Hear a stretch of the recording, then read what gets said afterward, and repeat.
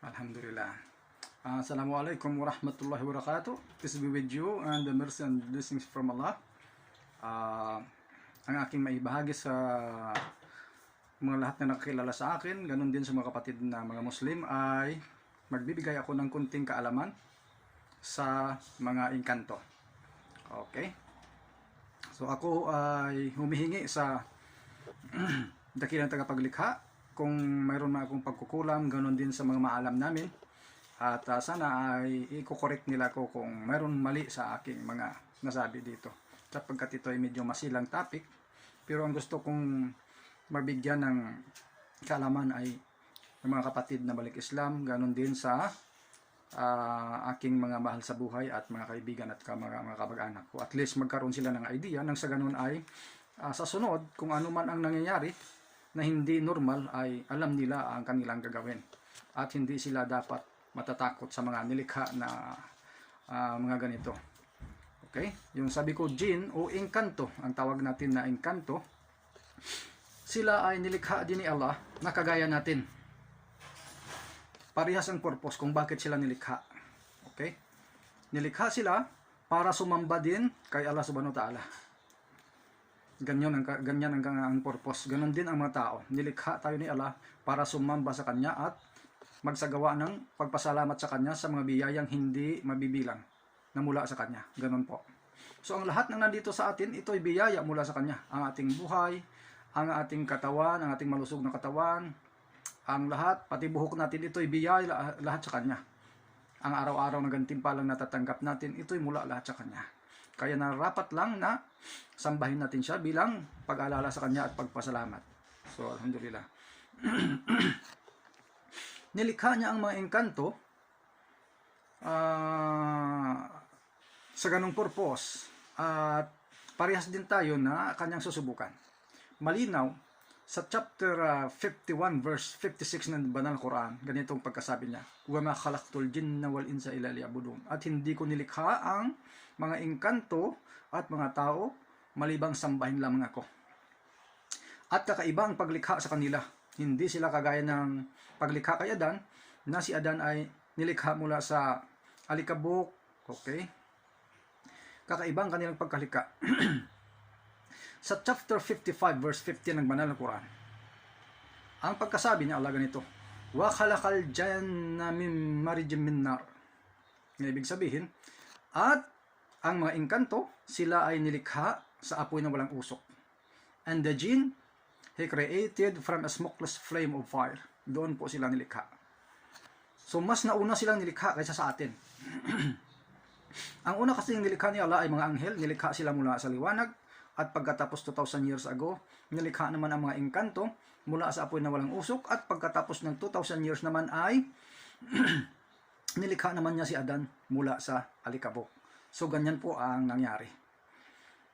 So mayroon ding mabuti sa kanila, mayroon ding masama, mayroon ding Muslim, at may iba-iba din silang paraan at paniniwala.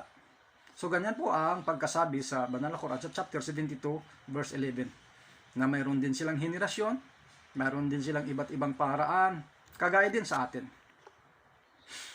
At sa chapter 38 verse 37 ng Banal na Quran, na ganitong pagkasabi, na ang mga mapagawa ng kasamaan, tinawag silang mga shayatin. Ganyan. O Satan sa Ingles. O shaitan sa Arabic. Pero ang plural nila ay shayatin. So ito yung tawag sa mga engkanto na mapaggawa ng masama. At hindi lamang sa mga engkanto ang mapaggawa ng masama, ganyan din sa tao. O tawag din minsan ay mga demonyo. Ganyan. So ang dami nilang nagagawa ng mga kasamaan, ngunit hindi alam ng mga tao na ang gawain ito ng mga engkanto na kasamaan ay akala nila ito ay makapagpabuti sa kanila. Halimbawa, yung pagbulong ng mga engkanto, kasi may kakayahan silang ganon. Binubulungan nila tayo para gumawa ng kasamaan. Okay? Halimbawa, nangyayari ito na kapag ang tao ay na-high sa drugs, okay, yung mga drug addict dyan, pag na-high sa drugs, ang sabi nila, may bumubulong sa kanya napatayin yung sa harap niya at ang paningin niya sa kanyang nanay ay demonyo daw, may sungay, ganyan-ganyan. Ganyan po ang nagagawa nila. So sinunod ng tao na ito ang bulong ng mga demonyo at napatay niya ang kanyang nanay. So paano naging paningin niya na ang kanyang nanay ay ganito daw, demonyo, may sungay, ganyan? Ito ay kagagawa ng mga engkanto. Nakakayahan sila kasing palitan ang mukha ng tao. Ito ay kasama sa kanilang tricks. Kaya mahirap talaga pag wala tayong kaalaman sa mga nilikha na ito. At pagkatapos, isa din sila sa mga kaaway ng mga propeta. Yung mga taong masama at mga engkantong masama sa time ng mga propeta, sila rin ay mga kaaway ng mga propeta. Sapagkat tinutulungan ng mga engkanto ito ang mga tao para kontrahin ang mga propeta. Ganyan. Sa time ng mga propeta, may tinatawag ding mga mangkukulam at ang mga malakas na engkanto, ito ang kanilang katulong para magsagawa ng pamiminsala sa mga propeta at ganun din sa mga followers ng mga propeta. Sa chapter 6 verse 112 ng banal na Quran, ganito ang pagkasabi, at si Allah ay nagtalaga sa bawat propeta ng mga kaaway mula sa masasamang tao at mga masasamang engkanto. At sila ay gumagamit ng napakagandang pananalita, mga kaakit-akit na pananalita upang iligaw ang mga tao. Ganon din yung mga kalahi nilang mga engkanto. At ang karamihan sa mga taong ito na sumusunod sa kanila ay mga sinungaling. Kasi nature ng mga engkanto o jin ang magsinungaling. Talagang tad-tad sila ng kasinungalingan. At ang pinuno ng lahat ng masasama na engkanto na ito ay tinatawag namin na si Iblis. Okay? Yun ang kanilang pinuno. Yung kinikilala nating si Satanas o si Lucifer. O tinatawag namin si Iblis. Okay? Ibig sabihin ng Iblis ay talagang winala na talaga ni Allah ang pag-asa sa kanya na maligtas pa. Kaya tinatawag siyang Iblis galing sa word na ablasa. Wala na pag-asang maligtas pa siya. Talagang mapupunta siya sa impyerno. So, itong si Iblis ay sumuway kay Allah, kaya siya ay sinumpa.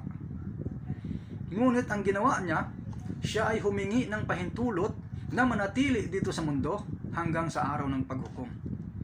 So sa chapter 7 verse 15 ng banal na Quran, dahil si Allah ay pinakamabagin at pinakamawain, so binigyan siya ng pahintulot ni Allah. Dahil sabi niya, bigyan mo ko ng pahintulot na manatili dito sa mundo hanggang sa ang mga nilikha mo na mga jin at mga tao ibubuhay muli. Ganyan. So ang sabi ni Allah sa chapter 7 verse 15 ng banal na Quran, you are of those respited. Ganun po. Ngunit sabi ni Satanas sa chapter 7 verse 16, sa pagpapatuloy ko nito, dahil sabi niya, dahil sa isinumpa at iniligaw siya ni Allah, nilayo ni Allah ang awa sa kanya. Ang sabi ni Satanas ay, gagawin ko ang lahat ng aking makakaya, ganyan, upang iligaw sa tuwid na landas at haharangan ko sila sa Islam. Haharangan sila sa gabay ng pamumuhay o way of life na itinalaga ni Allah sa lahat ng kanyang nilikha. Ito yung tinatawag na Islam. Okay? So pagdating sa 17, sabi ni Satanas, pupuntahan ko sila sa lahat ng dako at haharangan ko sila sa katotohanan at pagagandahin ko ang landas ng kamalian sa kanila. Landas ng kamalian at kasalanan at tutuksohin ko sila para mahumaling sa makamundong buhay. Okay, ganun din sa mga makamundong bagay at makikita mo, sabi niya, na marami sa kanila ang hindi tatanaw ng utang na loob sa iyo bilang pagpapasalamat. So ganito ang kanyang pangako. Kaya hindi siya basta-basta napapagod sa paggawa ng lahat ng bagay na gusto niyang mangyari na iligaw ang tao. So paano niya niligaw ang tao? Sa pamagitan ng pagbulong. Pagpamagitan ng pag-inject ng mga ideya sa isip ng tao na akala nila ito ay maganda, ngunit ito ay papunta sa kanilang kapamakan. Lalong-lalo na, unang-una, ang pagsagawa ng napakalaking kasalanan. Yung pagsamba sa iba maliban kay Allah. pagsamba sa Diyos-Diyosan. Sa time pa ng mga propeta, halimbawa si Propeta Abraham, peace be upon him, marami ng mga tao na idolaters noon. At sila ay iniinjikan ni Satanas na magsagawa ng mga Diyos-Diyosan. Ang tatay ni Propeta Abraham, na si Azar, isa siya sa mga gumagawa ng mga revolto, ganon. At ito ay isinasagawa nila ng taon-taon na parid bilang kanilang tradisyon. So dito sa atin sa Pilipinas, napakarami ding tradisyon. So dahil sa tradisyon na ito, hindi alam ng tao na nagkasala sila ng napakalaking kasalanan sa Diyos sapagkat tinatambalan nila. Ganon po ang nangyayari. So sa Islam, hindi namin pinapayagan na magkaroon ng tradisyon maliban sa tradisyon ng mga propeta sapagkat ito'y papunta sa pagkalikaw. Ganon po. So ang lahat ng mga nakikita natin na gawain ng mga tao na hindi batay sa katuruan ng mga propeta, itong lahat ay tinatawag na innovation sa English o tinatawag sa Arabic na bid'ah. Pagbabago sa mga katuruan na itinuro ng mga propeta. Ganyan po. Sa pagpapatuloy ko sa aking mga sinasabi, pagdating sa chapter 7 verse 18, ang sabi ni Allah sa kanya, dahil humingi siya ng tulot na hindi siya pupuksain hanggang sa ibabangong muli. At saka sabi niya, gawin niya ang lahat na paraan niya para iligaw ang tao. So pagdating dito sa chapter 7 verse 18 ng Banal na Quran, ang sabi ni Allah sa kanya, lumayas ka dito. Ibig sabihin, sa paraiso pa ito. Hindi pa siya sa lupa. Lumayas ka dito na kinapupuutan at pinagtatabuyan at tiyak na pupunuin ko ang impyerno sa sinumang engkanto at mga lahi ni Adan na sumusunod sa iyo. Ganon ang pangako ni Allah sa kanya. Lahat ng engkanto masasama, hanggat hindi sila nagbago at inabot sila ng kamatayan, nasa kalagayang ganon. At ganon din ang mga tao sa lahat ng lahi ni Adan. Kahit ano man ang kanyang bansa, ano man ang kanyang tribo, ano man ang kanyang salita. At kapag inabot sila ng kamatayan, na sila ay nasa kalagayan na kumikilala sa ibang Diyos maliban pa kay Allah, at sila ay mapaggawa ng mga kasamaan, mga mapagmataas. Kapag inabot sila ng kamatayan ganon, wala nang pag-asa ayon kay Allah. Dahil pangako niya, katotohanan ang walang panampalataya, talagang itatapon niya ito sa impyerno. So yan ang pangako ni Allah sa kanya na pupunuin niya ang impyerno ng mga masasamang lahi ng engkanto at masasamang lahi ng tao. So napakasaraming kasalanan ang magagawa ng tao. Ngunit, ang dami sa atin na hindi natin napapansin ito. Sa panahon natin ngayon, talamak ang pagsasama ng babae at lalaki na hindi sila kasal. At ito'y naging kalugod-lugod sa kanila. Walang katakot-takot. Ito'y isa sa pinakamalaking kasalanan na kung hindi nakahingi ang tao ng kapatawaran at inabot sa kamatayan, malamang kung hindi siya bibigyan ng awa ni Allah, talagang mapapa-impyerno siya. So ang dami nito. Kasi bumabalik tayo sa mga nagawa ng mga tao noon na naging dahilan kung bakit winasak ni Allah ang kanilang mga lugar. Pagiging magnanakaw, mga mandaraya, mga ganyan yan. At kung ano pa yan. Okay? So, hanggang dito na lang muna, ipagpatuloy natin sa part 4 itong topic na ito.